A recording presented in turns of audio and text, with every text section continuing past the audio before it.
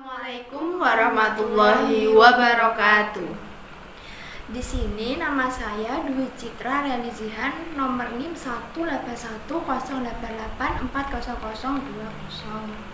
Nama saya Delaika Zafira dari BGSD semester 5, nomor NIM 18108840023. Di sini kami akan mempresentasikan materi yaitu manajemen kesiswaan. Jadi yang pertama saya akan menjelaskan yaitu pengertian dari manajemen kesiswaan. Jadi apa sih pengertian dari manajemen kesiswaan? Mari kita bahas. Jadi manajemen kesiswaan merupakan proses pengurusan segala hal yang berkaitan dengan siswa, pembinaan sekolah, mulai dari penerimaan siswa, pembinaan siswa berada di sekolah, sampai dengan siswa menamatkan pendidikannya, mulai penciptaan suasana yang kondusif terhadap berlangsungnya proses belajar mengajar yang efektif. Mulyono mengemukakan bahwa manajemen kesiswaan adalah seluruh proses kegiatan yang direncanakan dan diusahakan secara sengaja, serta pembinaan secara kontinu terhadap seluruh siswa. Jadi dapat disimpulkan bahwa manajemen kesiswaan merupakan proses pengurusan segala hal yang berkaitan dengan siswa, mulai dari penerimaan peserta didik hingga keluarnya peserta didik dari suatu sekolah. Selanjutnya kita akan membahas mengenai tujuan manajemen kesiswaan. Jadi apa sih tujuan dari manajemen kesiswaan itu sendiri? Jadi secara umum tujuan manajemen kesiswaan adalah untuk mengatur berbagai kegiatan dalam bidang kesiswaan agar kegiatan pembelajaran di sekolah dapat berjalan lancar, tertib, teratur, serta dapat mencapai tujuan pendidikan sekolah. Selain itu, manajemen kesiswaan di sekolah secara baik dan berdaya guna akan membantu seluruh staf maupun masyarakat untuk memahami kemajuan sekolah itu sendiri. Mutu dan derajat sekolah tergambar dalam sistem sekolahnya. Jadi, dapat disimpulkan bahwa tujuan manajemen kesiswaan adalah mengatur berbagai kegiatan dalam bidang kesiswaan serta sebagai wahana bagi siswa untuk mengembangkan diri seoptimal mungkin. Baik, yang selanjutnya yaitu ruang lingkup manajemen kesiswaan. Dalam kegiatan administrasi, siswa dapat didaftarkan melalui gambaran bahwa lembaga pendidikan diumpamakan sebuah transformasi yang mengenal masukan atau input, pengelolaan di dalam informasi atau pengelolaan di dalam transformasi atau proses, dan keluaran atau output. Dengan demikian, penyajian penjelasan administrasi siswa dapat diurutkan menurut aspek-aspek tersebut dengan melihat pada proses masukan sekolah sampai murid meninggalkannya. Terdapat 4 kelompok pengadministrasian. Yang pertama yaitu penerimaan murid, yang kedua yaitu pencatatan prestasi belajar, yang ketiga yaitu pencatatan bimbingan dan penyuluhan, serta yang keempat yaitu monitoring. Oleh karena itu, manajemen kesiswaan akan membahas penerimaan siswa baru dan pencatatan prestasi siswa, pencatatan bimbingan dan penyuluhan. Baik, yang selanjutnya dalam ruang lingkup manajemen kesiswaan itu ada penerimaan siswa baru. Dalam penerimaan siswa baru tersebut ada 3 tahap, yaitu penetapan persyaratan siswa yang akan diterima. Setiap sekolah berbeda dalam penetapan persyaratan calon siswa baru yang akan diterima. Pada umumnya persyaratan ini menyangkut aspek waktu, persyaratan, dan proses penerimaan siswa baru. Penerimaan siswa baru harus dilakukan sedemikian rupa sehingga kegiatan mengajar belajar sudah dapat dimulai pada hari pertama setiap tahun ajaran baru. Pada setiap sekolah berbeda dalam penetapan persyaratan calon siswa yang akan diterima. Pada umumnya persyaratan ini menyangkut aspek yang pertama, umur. Yang kedua, kesehatan. Yang ketiga, kemampuan hasil belajar. Cara penerimaan siswa baru yaitu yang pertama, berdasarkan hasil tes masuk, yaitu siapa saja yang diterima dari calon peserta didik yang melakukan pendaftaran. Ditentukan berdasarkan hasil tes yang diadakan, sekolah menentukan nilai batas lulus calon yang memperoleh nilai tes masuk sama atau lebih tinggi dari nilai batas lulus dinyatakan diterima. Yang kedua yaitu berdasarkan hasil ujian atau hasil UAN, ujian akhir nasional, dengan cara difilter atau penyaringan diterimanya calon peserta didik yang mendaftar didasarkan pada posisi jumlah NEM yang dimiliki dikaitkan dengan posisi jumlah NEM dari semua pendaftar. Semua calon di ranking menurut jumlah NEM. Penentuan siapa yang diterima hingga NEM tertentu sampai jumlah peserta didik yang diperlukan sekolah terpenuhi. Tahap kedua yaitu pembentukan panitia penerimaan siswa baru. Panitia penerimaan siswa baru dilakukan sekali setahun. Oleh karena itu dibentuk khusus untuk itu dan dibubarkan setelah kegiatan selesai. Panitia penerimaan siswa baru terdiri dari kepala sekolah dan beberapa guru yang ditunjuk untuk mempersiapkan segala sesuatu yang diperlukan. Yang pertama yaitu A. Syarat-syarat pendaftaran murid baru. Yang kedua yaitu formulir pendaftaran. Yang ketiga yaitu pengumuman. Yang keempat, buku pendaftaran. Yang kelima, waktu pendaftaran. Dan yang keenam yaitu jumlah calon yang diterima.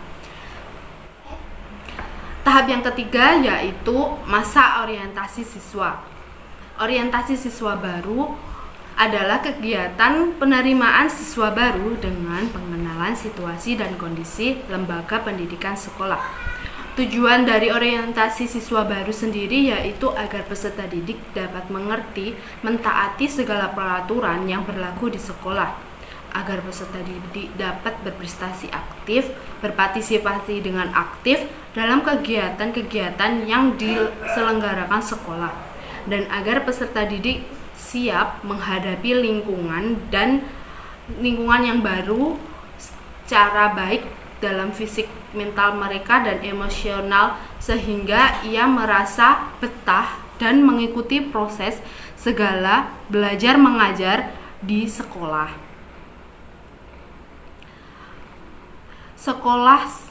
Sebelum siswa baru menerima pembelajaran bisa di kelas-kelas yang ada sejumlah kegiatan yang harus diikuti oleh mereka selama ospek.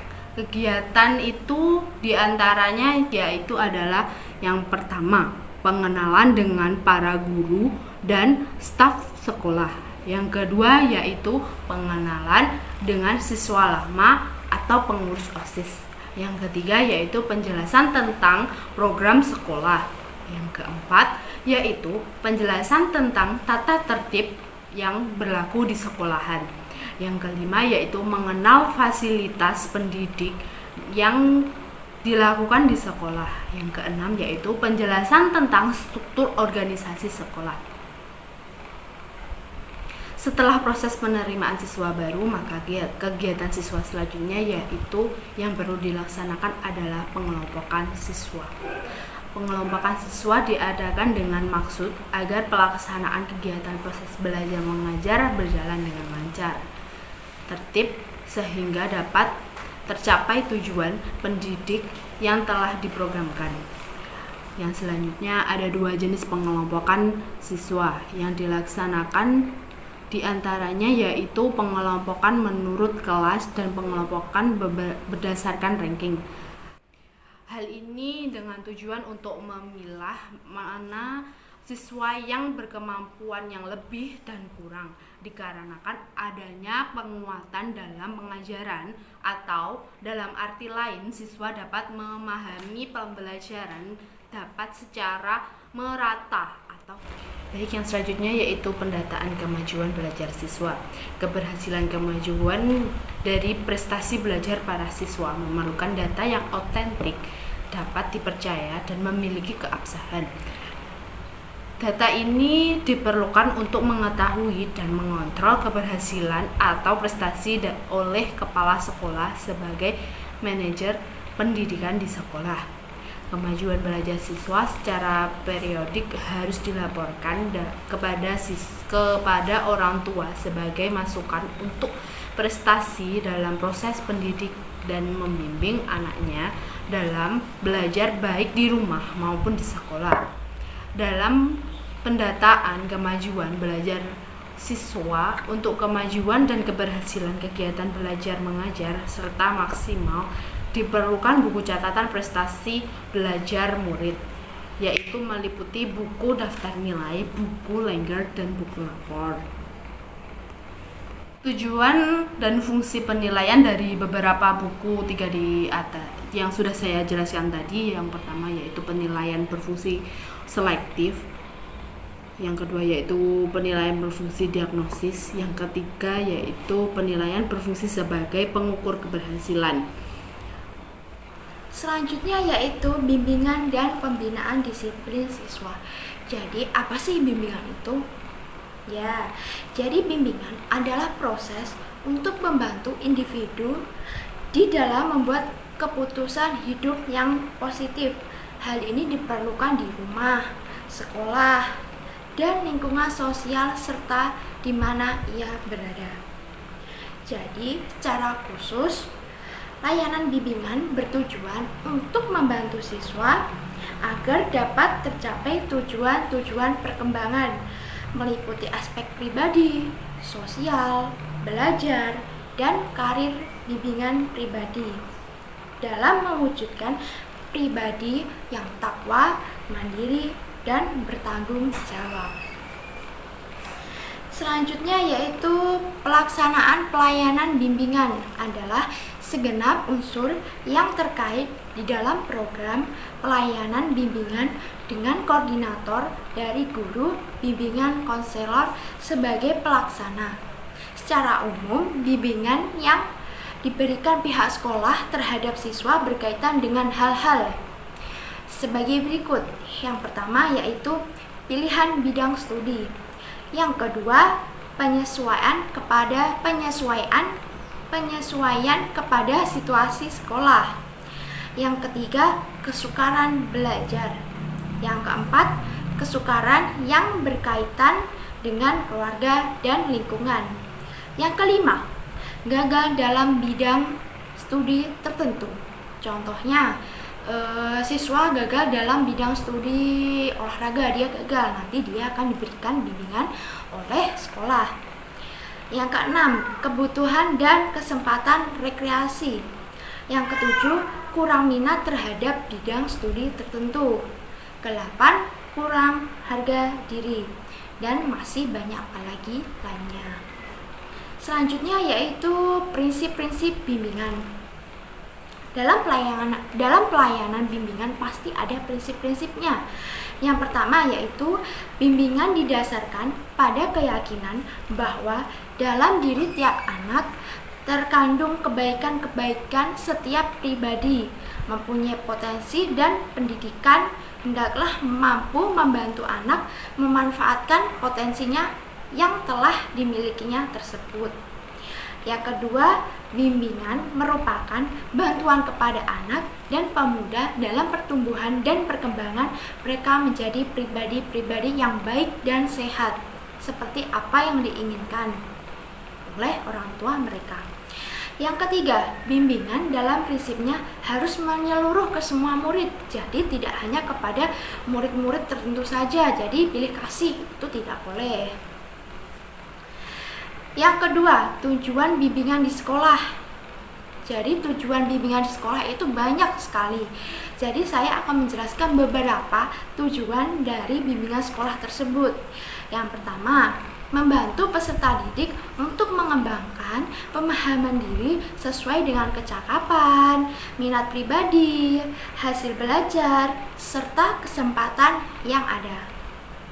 Yang kedua, membantu peserta didik untuk mengembangkan motif-motif intrinsik dalam belajar sehingga tercapai kemajuan pengajaran yang berarti dan bertujuan. Yang ketiga yaitu memberikan dorongan kepada peserta didik, pengarahan diri seperti pemecahan masalah, pengambilan keputusan, dan keterlibatan diri dalam proses pendidikan di sekolah. Yang keempat, mengembangkan nilai dan sikap secara menyeluruh. Yang kelima, bisa juga membantu peserta didik untuk memperoleh penyesuaian diri di dalam beradaptasi secara maksimal terhadap masyarakat. Dengan demikian, maka tujuan bimbingan dan penyuluhan di sekolah ialah membantu tercapainya tujuan pendidikan dan pengajaran serta membantu individu ataupun siswa untuk mencapai kesejahteraan yang lebih baik. Selanjutnya yaitu fungsi-fungsi dari bimbingan. Jadi apa sih fungsi-fungsi dari bimbingan itu? Yang pertama yaitu fungsi pemahaman.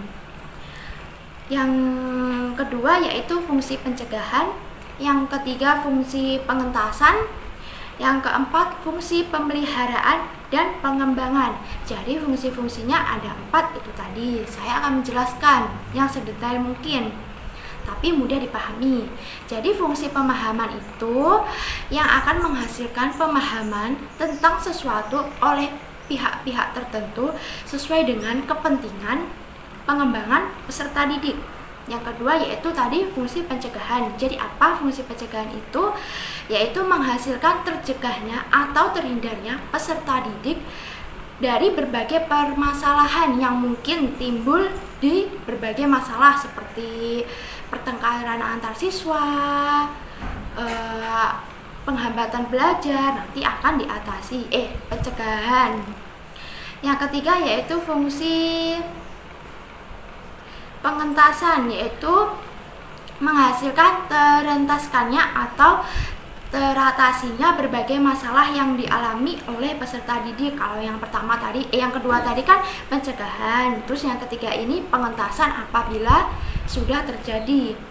Yang keempat yaitu atau terakhir pemeliharaan dan pengembangan. Jadi menghasilkan terpelihara dan terkembangnya berbagai potensi dan kondisi positif peserta didik dalam rangka perkembangan dirinya secara mantap dan berkelanjutan. Selanjutnya yaitu kegiatan-kegiatan bimbingan. Adapun kegiatan-kegiatan bimbingan yang diberikan kepada peserta didik yaitu ada 5. Yang pertama, bimbingan pendidikan. Yang kedua, bimbingan belajar. Yang ketiga yaitu bantuan dalam kesulitan belajar. Maksudnya agar siswa dapat belajar sesuai dengan apa yang diinginkan oleh gurunya. Jadi dituntun secara perlahan-lahan agar siswa dapat mencapai hal tersebut. Selanjutnya yaitu bantuan dan mekanisme bimbingan. Yang kelima yaitu fasilitas dan anggaran yang diberikan oleh peserta didik dari guru tersebut. Nah, itu tadi terkait materi-materi dari bimbingan. Selanjutnya yaitu materi pembinaan disiplin siswa. Jadi konsep disiplin ini berkaitan dengan tata tertib, aturan atau norma dalam kehidupan bersama yang melibatkan orang banyak. Disiplin sekolah ialah usaha sekolah untuk memelihara perilaku siswa agar tidak menyimpang dan dapat mendorong siswa untuk dapat berperilaku sebaik mungkin seperti apa yang diinginkan oleh sekolah tersebut. Jadi tujuan dari disiplin itu sendiri yaitu membentuk perilaku sedemikian rupa sehingga ia akan sesuai dengan peran-peran yang telah ditetapkan di suatu sekolah tersebut. Yang kedua yaitu untuk mendorong dukungan bagi terciptanya perilaku yang tidak menyimpang, mendorong siswa melakukan yang baik dan benar, membantu siswa memahami dan menyesuaikan dirinya dengan lingkungan yang baik. Jadi kegiatan pembinaan disiplin siswa dapat dilaksanakan melalui kegiatan organisasi kesiswaan atau disingkat dengan OSIS. Yang kedua yaitu dengan kegiatan kurikuler dan ekstrakurikuler. Jadi OSIS ini merupakan wadah untuk menampung dan menyalurkan serta mengembangkan kreativitas peserta didik, baik melalui kegiatan kurikuler maupun ekstrakurikuler. Tapi saat ini namun banyak anak yang malah takut untuk masuk dalam organisasi OSIS tersebut. Hanya sedikit anak yang mau mengikuti organisasi tersebut. Selanjutnya yaitu tentang kegiatan ekstrakurikuler. Jadi kegiatan ini yang dimaksudkan adalah kegiatan yang dilakukan di luar kelas, di luar jam pelajaran. Untuk mengembangkan kreativitas siswa juga banyak sekali ekstrakurikuler di sekolah seperti musik, bidang olahraga, banyak sekali sesuai dengan apa yang diminati oleh siswa tersebut. Penerimaan siswa baru yang keempat yaitu monitoring. Monitoring adalah suatu proses pemantauan untuk mendapatkan informasi tentang pelaksanaan suatu kegiatan, yakni manajemen kesiswaan. Kegiatan monitoring adalah suatu kegiatan memonitor atau mengawasi seluruh aktivitas yang dilakukan oleh seluruh warga sekolah. Dalam hal ini difokuskan pada aktivitas-aktivitas yang dilakukan oleh siswa. Kegiatan monitoring ini dapat dilakukan secara langsung pada kegiatan yang dilakukan oleh siswa dan kegiatan monitoring secara tidak langsung dengan mendengarkan laporan dari orang tua siswa tersebut. Sekian presentasi dari kami. Apabila ada kurang lebihnya, Kami mohon maaf. yang sebesar-besarnya. Sekian, terima kasih. Wassalamualaikum warahmatullahi wabarakatuh.